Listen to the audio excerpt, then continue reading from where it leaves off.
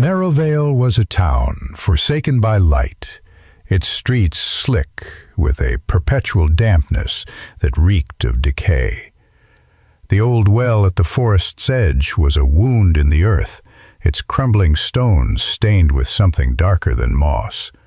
The locals whispered of it only in dread, tales of missing children, animals, and travelers who strayed too close. They said the well didn't just take, it devoured. Its darkness was alive, and it knew your name.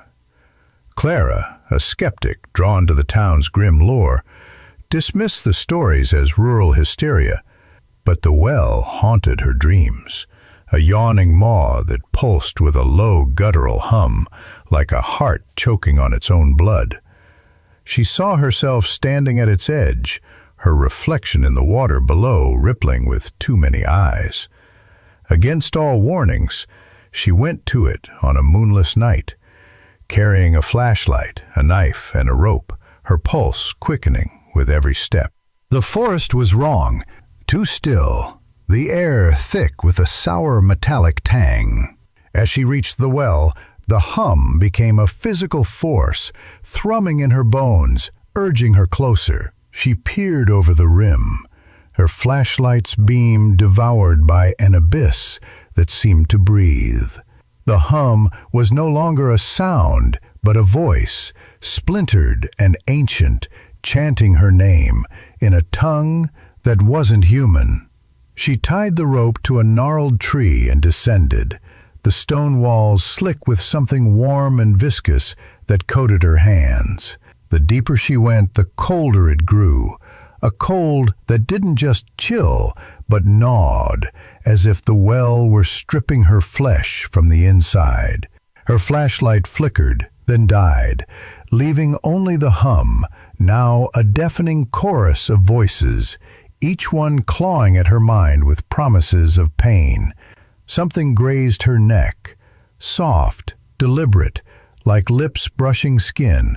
She swung her knife blindly, hitting nothing but air. Her breath came in shallow gasps, the air so thick it choked her. At the bottom, her boots sank into a soft, pulsating mass. The stench was overwhelming, rotting meat and something sweeter, like blood-soaked honey. She fumbled for her lighter, its flame revealing a nightmare.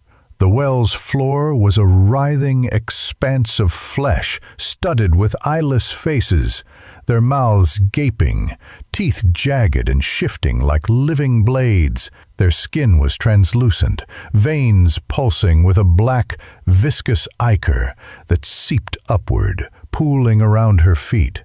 The voices screamed inside her skull. "Clara, stay. Become." She scrambled for the rope, but it was gone, sliced clean as if bitten through. The faces detached, slithering up the walls, their mouths stretching into impossible voids. They didn't touch her, but their presence crushed her, her thoughts unraveling as they forced visions into her mind. Her body split open, her bones woven into the well's living tapestry, her screams eternal. Her lighter fell, swallowed by the ichor, and in the dark, the faces pressed closer, their teeth grazing her skin, not biting but tasting. Clara's knife slipped from her trembling hand as the ichor rose, cold and alive, wrapping her legs like tendrils. The last thing she felt was her body dissolving, her mind fracturing under the weight of the well's hunger, her name consumed by the endless, gnashing dark. By dawn, Marrowvale was quieter. The well was still, its surface smooth as glass. But the townsfolk avoided the forest, their eyes hollow, as if they felt the earth pulse beneath them. The well had fed, but its hunger was patient. It knew their names, too.